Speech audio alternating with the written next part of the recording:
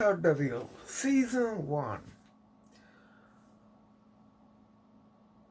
Sooner or later, I had to start the Netflix universe, and there is a chance that Cloak and Dagger can be connected to this universe instead of, the ABC universe.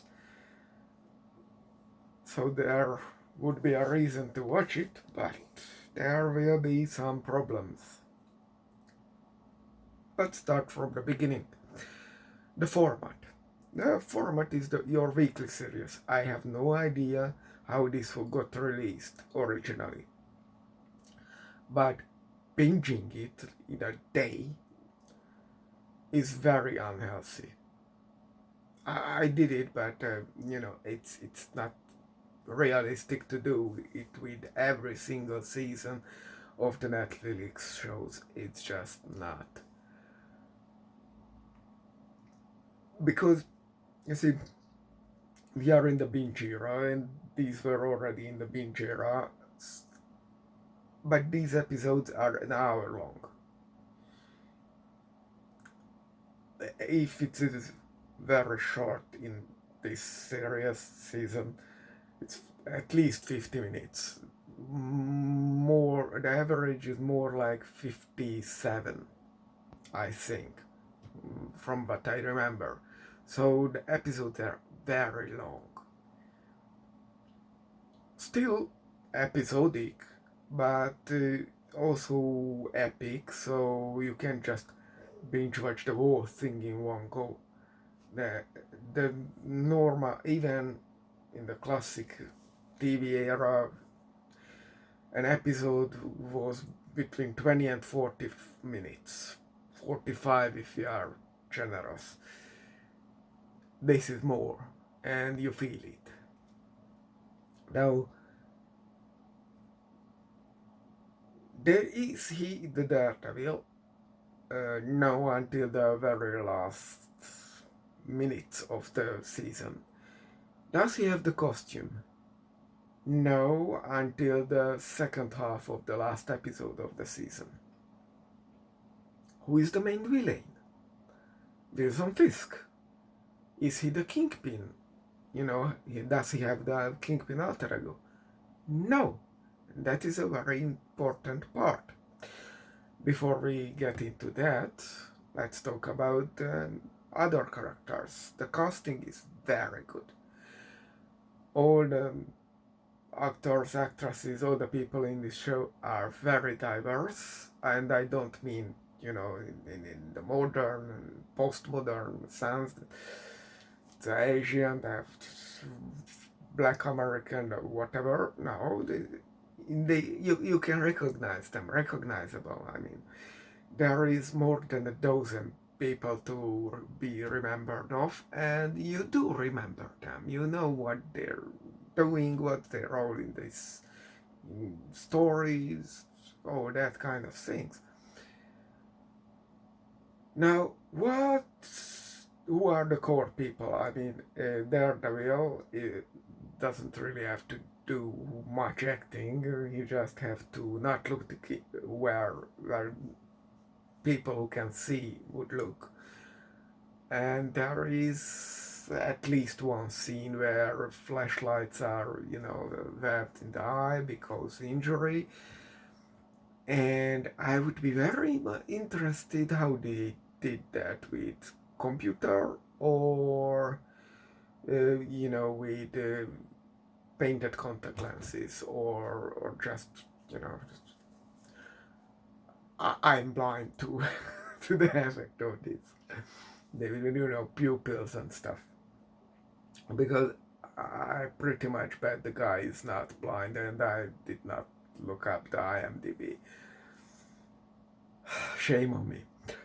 Now,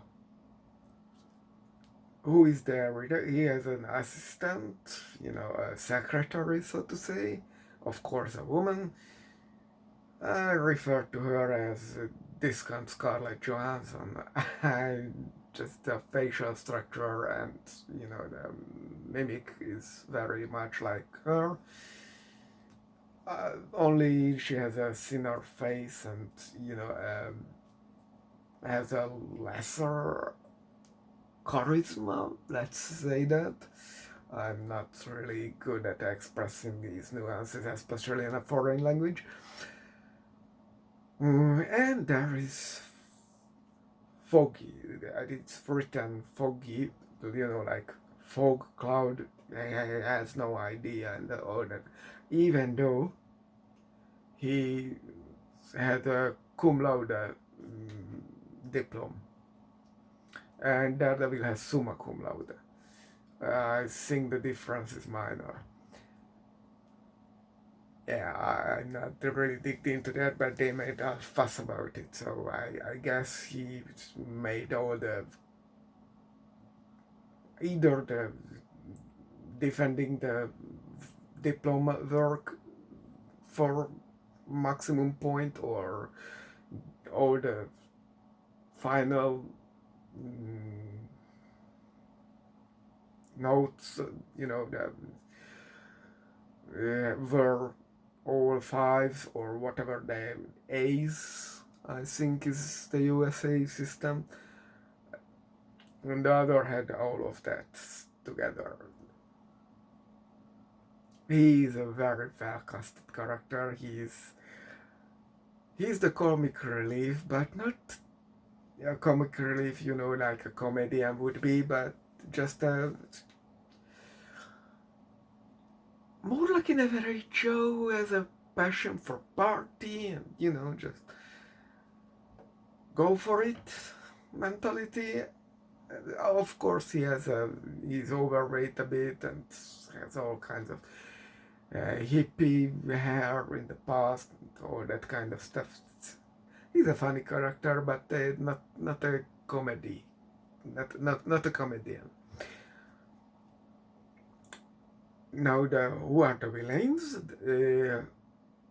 We very soon figure out that Fisk is trying to take over the whole organizations, but until that, the Chinese make the drug, the Russians spread it, and the German guy, he has the lawyers, which is later degraded to just make the accounting because he's Swiss or something like that. And Fisk, the American, brings the connections to the politicians and the cops and the judges and all that kind of stuff. And there are the Japanese who are the ninjas, because everything is better with ninjas. This is the actual excuse of the series for the Japanese who actually have no roles in this. Now, I start to have my problems with Fisk here, because the series is good, really worth watching, and it was. I only not watched it back when it was fresh because it was Marvel, and I did not like the movies that much. So if I wanted a conversation, I just referred to the movies and didn't care for the series, which, when it comes to Agents of S.H.I.E.L.D., for example, wasn't a mistake. Let's face it, let's be honest. But when it comes here, this is a well-made series. A real leading series for a streaming platform like Stranger Things. And I guess the reason they are making only one season per 2-3 years, because they can make you still pay for the gap years and stick around and not bother with the subscribing, describing and that kind of stuff with the channel streaming service. Now here, I don't remember any skipping years, so that was fine. I think the actor who plays Murdoch is making most of his own stunts, although I've definitely seen some shots where I mean, the stunts were the obvious toupee, mm, black, different color, and that kind of stuff. I even saw one movie for Fisk where there was a stand-in when he kills the journalist guy. So, but otherwise it's very good. On the other hand, why this show is, I would say, much better than anything the MCU actually produced. I mean, there were better, bigger budgets and better effects, but here people are sliced in half. Yeah, that's actually in the show. So this is much more rough, much more, people get hurt. Now, when it gets being hurt, I have complaints for Daredevil himself. Now, back to Fisk for a moment. Fisk turns out wears bulletproof suits, so yeah, some special little guy, whatever. He could just order on the net nowadays, but whatever, it works for the show and doesn't encourage people to look into what the web offers. Anyway, Whisk is coming from it's the Sisal of Violence family. He has anger issues and stuff. So I don't really see how he can be the guy who brings in the political connections. I don't see where his connections come from, where his money comes from to pay off all these people. So I would like some detail on that because this just looks nonsense, if we are honest. He doesn't seem to have any kind of superpower aside this here, unlike in the MCU version, where he seems to have some kind of super strength and some super stamina and some kind of damage resistances. Otherwise, yeah, he's fine. And I like all this, respect and machinations, even though I instantly got, yeah, he will sinning out all the competitions within the organization. Although I have no idea what was his plan replacing the Chinese one who made the drugs. And let me tell you something, because I have a complaint for this thing. I'm not really interested what the Chinese real agenda is, because they say it's just a side operation for them, this drug business. They can lie, they can do some, comic book demon worshipping stuff. I don't really care. They do what they want, but when they are doing the drugs, they are doing it with bare hand and without dust mask. I could sleep over doing it barehanded because, this is just a show. Even though in real life you would be dead in a day at most doing that. I'm sorry, but that's just facts. But the dust mask would be absolutely required, because you would inhale that stuff and that would kill you, literally kill you. So, yeah, there is that. Now, what are there more? Yeah, there is, of course, there is all the infighting and who loves who. And there is the shop show woman, the shop show 2 woman. She has a nice facial structure, but she at one point just disappears from the show, and for that they start to make a romance with the assistant, who were built to be the love interest of the Froggy guy. I always call him Froggy. I'm sorry, I won't call him Foggy. I call him Froggy. Either way, this is just my thing. Uh, because he is the Frog Prince. But he's pushed to some other lawyer woman who was his ex in the from the university, and whatever. It's just, I feel that a weak point. It's not really a complaint, just a weak point to point at. Anyway, what I have more complaints. I like the speed, I like the pacing of the show, so really not much of a problem, although I feel they didn't really have an idea who was making the poisoning, although it was very obvious that it was the accountant. I don't know why they had to pull in the Chinese, because that just made no sense. But they, I think, wanted to make it a twist, unexpected, and or that kind of just make it more complex. Well, it wasn't more complex, it was just dumber. Now, Daredevil. I had the complaint of Daredevil because, he gets injured a lot. That's not really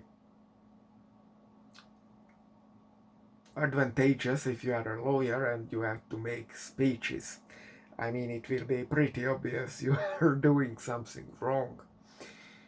And I felt at the beginning they had cases behind the scene, and they just do these, pro bono or state ordered cases for, income. But since they didn't in the end, your guess is as good as mine. This is a wishy-washy part of the show. But sure, he had visible injuries, especially in the face, so that's a start of it to be a problem, and he got cuts. The show lasted for a certain periods of time, so I was fine when he got cut at the first or second episode. I'm not entirely remembering. But there is a point where he's fighting this head ninja Japan guy who is using a hook rope dagger thing, and he gets really deep cuts. We actually are shown how deep those cuts are, and that goes through the screen. Maybe not through what's under it, the fat and that kind of stuff, but through the skin, the entire skin. That's like a 2 centimeter deep cut. That's through the skin. So with that kind of wounds, and I didn't even mention that at one point he is drugged by, I think, the rib cage. So that was something. With that kind of wounds, you do not do parkour and fighting. I pretty much bet if you just try to run or do a faster movement than slow motion, those stitches will not hold. No. So you can call all kind of meditation bullshit that he don't feel pain and that kind of stuff, and even includes some enhanced regeneration, unless he turned to fucking Wolverine, That's bullshit. Absolute bullshit. So I don't, that's way jumping the shark.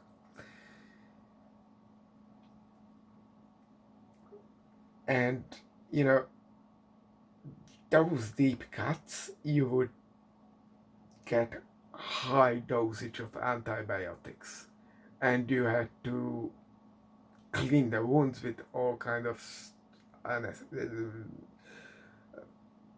something fluids, which is anti everything, bacteria, virus, and mushrooms. Everything you need, that disinfectant into that. But maybe the nurse woman had some of those when doing the stitches, but still. And you know what would pose a problem? Sure, you suppress your pain and all that kind of bullshit. Still, with those kind of injuries come fever, because your body, when regenerating and you don't have superpowers like Wolverine, then you get fever, and that will be very serious fever. I mean, without pills, easily 39, 40 degree Celsius fever, and that's like cold bath level fever. So you are not getting up after a day and do parkour after 2 days and do a boss fight in 3 days. That's just not happening, even with your super suit.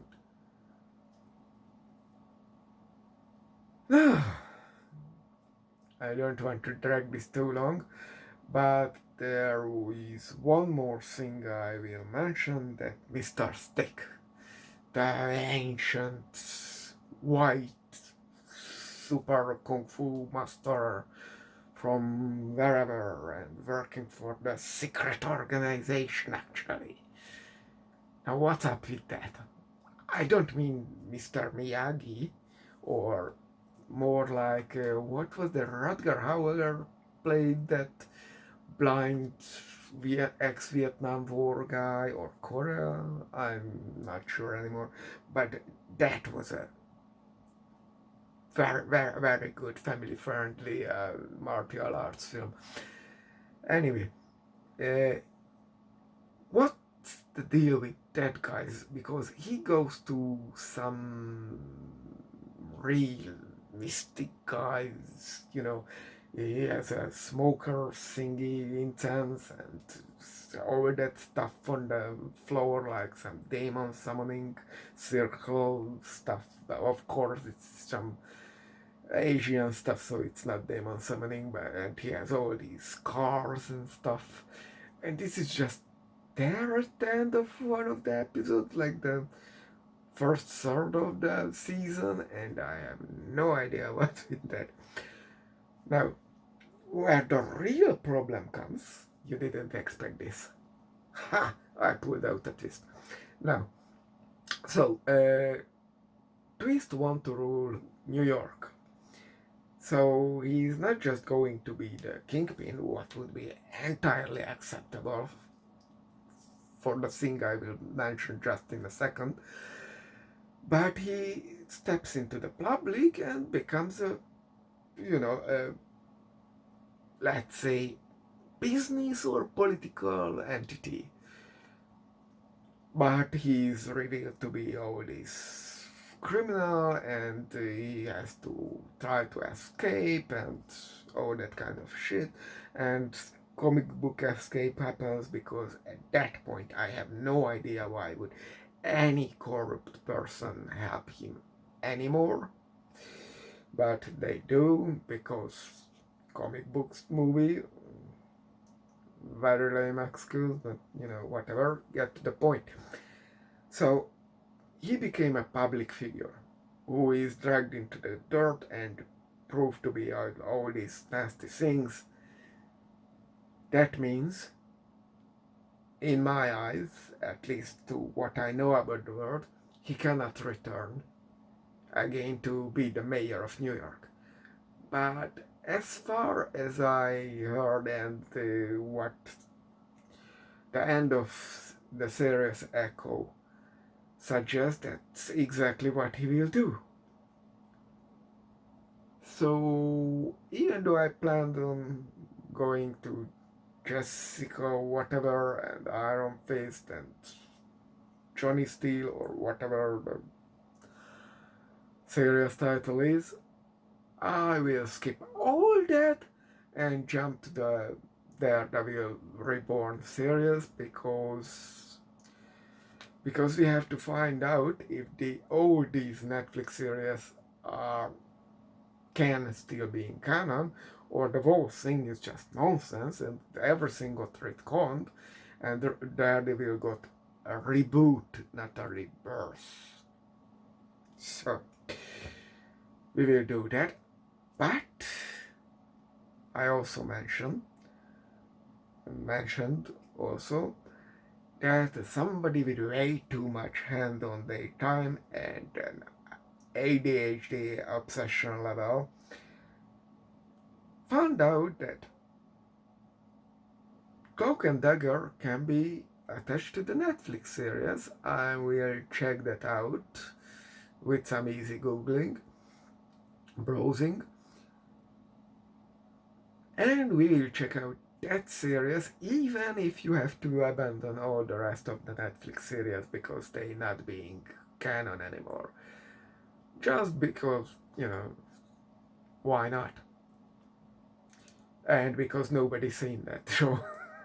Let's be honest, I'm more interested in that aspect of this project.